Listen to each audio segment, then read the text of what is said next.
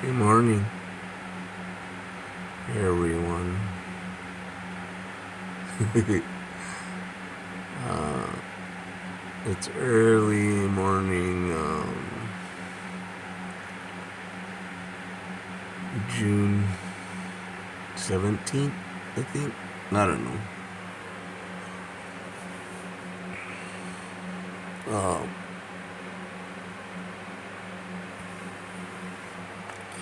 I just wanted to say a little about um, how I live each day now, being clean and sober. Um, Whereas before uh, when I was drinking, I was always trying to control everything, and I would get so frustrated and angry when certain things didn't go my way, and I would just say, screw this, and be so frustrated to the point where I would start drinking again, just give up and just throw everything away. Um, I was like that for a very, very long time.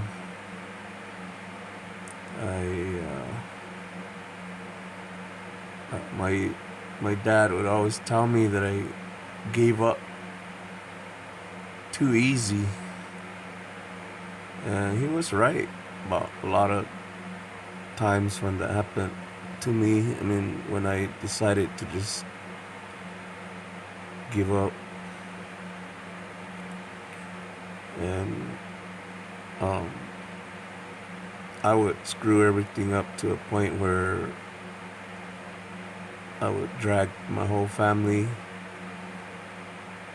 my loved ones, along with me because they all cared about me and were encouraging me to stay sober, clean and sober. But I always made that mistake. All these years, I didn't know that it was stemming all the way from my childhood of things that happened to me, things that upset me, and things that I held on to that brought me down, being ridiculed and bullied, called, being called different names, and uh, shame from my upbringing. Mostly my mom. She would always beat the shit out of me when I was real young, and she would yell at me. So I would say it was verbal, physical, mental abuse, really hardcore, real harsh and brutal. I could remember as far back as maybe 5 years old when she first hit me across the face. I still remember that day real clearly, and I didn't know back then, of course, of how to vent my feelings all the way on up through high school, my teenage years, and even into my adult years. I couldn't figure out why I was feeling the way I was. And after all these years, it got worse, and my drinking and drugging got worse after I had lost my leg I was only 20 years old, and um, I became a really chronic alcoholic, drug addict, and my whole life spiraled out of control. And of course, dragging my whole family along with me. It was something really horrible to have to live with. And so, all these years, I had been hurting myself to a point where I almost committed suicide. Uh, Something that the medicine man had told me that would happen to me. Uh, I don't know how many times I ended up in the mental hospital from uh, suicidal ideations and wanting to kill myself and things like that. And I finally pulled another crazy stunt on the cops. I pulled a gun out on them and I wanted them to shoot me, what they call attempted suicide by cop. But it didn't work. That was the second time I did that, along with, I don't know, maybe a dozen different suicide attempts. I should have been dead. I should have died from them, but for some reason, it never worked. I ended up in jail for 2 years, and I ended up I signed up for a rehab called Exodus in Coconino County Jail in Flagstaff, Arizona. That was my 10th rehab, and that's where I learned most of what I know now.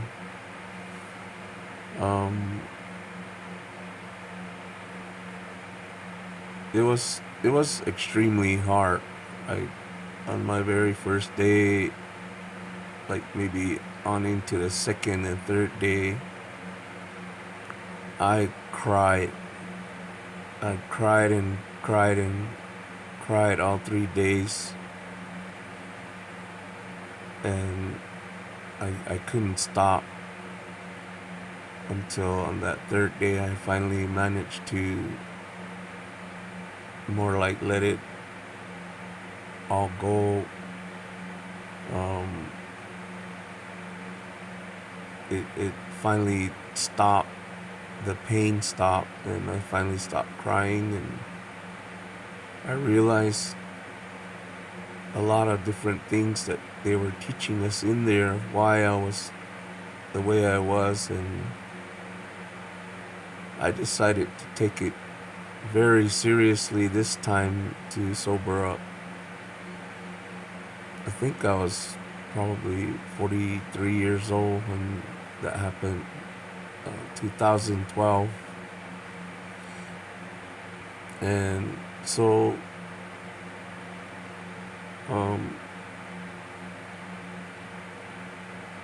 I've learned to stop controlling things. I've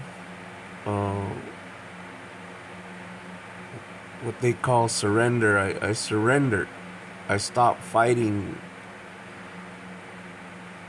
trying to control a lot of things in my life. I gave up my whole self to the Great Spirit and said to take me and do with me as He will, to show me what He wants me to do for Him, and not be selfish about myself, not to do things for me, but to do His will, just the same as it is written in the Bible. Back then I was still praying to God and Jesus, and then I would pray in our Hopi way of life.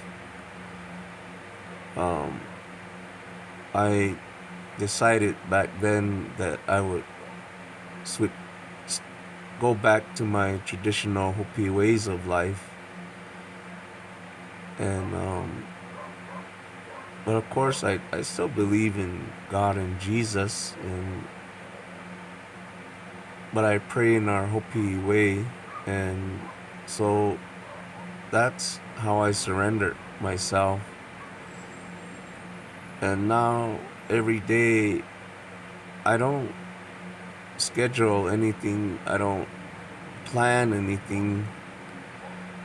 I just go with how the day is going. So I'm not in control. I let things go the way it want, and I just go along with it. That way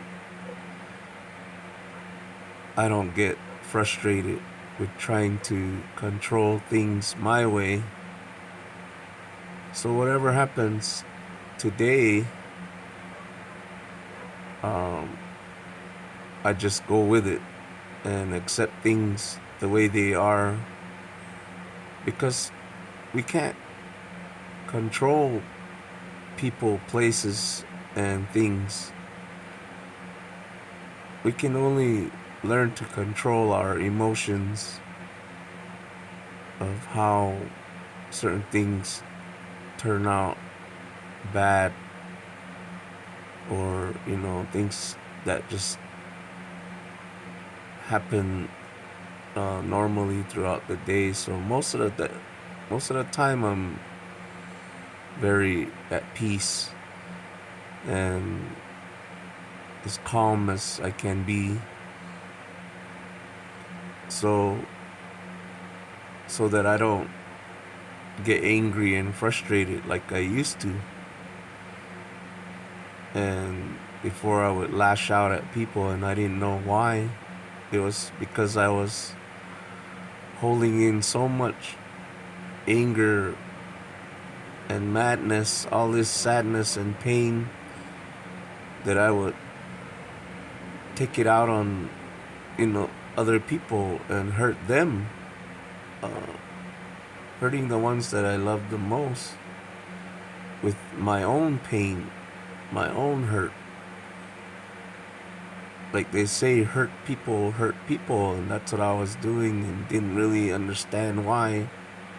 But now I do, with this emotional intelligence that I learned in my 11th rehab. And I really, truly understand why I was perceiving people and different things the way that they are. So now I take a different approach in different ways of how to talk to people calmly, instead of yelling at them and trying to start shit or whatever. I like they say, to use your intelligence instead of letting the 5-year-old drive the bus. So I just go with the flow. Whatever goes on today, I just go with it. My mom might need help, and so I'll help her, or whoever needs help in the village. I would go with them and do whatever they need done. And I was raising money on Facebook to help our people with care packages, the ones that are COVID positive. Um, but they, I found out that I might have to pay taxes if I kept raising money on Facebook, so I stopped that. I I don't want to pay taxes because I don't really make that much money, and like I make jewelry, yeah, but I hardly work on it because I get so tired so quickly now. But I still like get money from random people to save up to get a care package for certain families that need them. Yesterday I visited um, some clan relatives of mine, and their mom is she's getting really old now, and she's always home alone. So I'm gonna save up more money to get a care package for her, and um, help her out. I usually use my food stamps to get care packages for other people, but that's only like at the beginning of the month, and depending on how much my family will need. So I I try to save some for myself, so I can at least have some for me. And so that's a part of how I live now, with staying clean and sober. There's there's a million things to learn, but I always tell people that we do it one day at a time. I I help all kinds of people from all over, and just through the phone or texting. So for a while there, I wasn't able to help myself. I was only able to help them.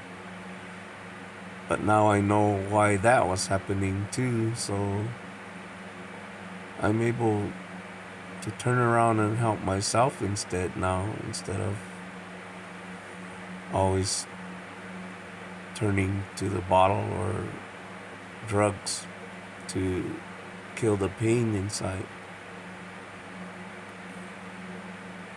There's a lot of good videos on YouTube. One of them um, I watch a lot is her name's Dr. Snipes on YouTube. A lady that talks about all kinds of different things. And she's pretty good. That I share her videos with some of the people that I help. So I just want to thank you for subscribing and liking, and so comment and tell me what you think. You can ask me any questions you'd like, and I'll answer them for you the best I can. So I'll be talking about more subjects of how I live my life. So peace of mind, the true definition of sobriety. And may the Great Spirit be with you all, always. Talk to you again.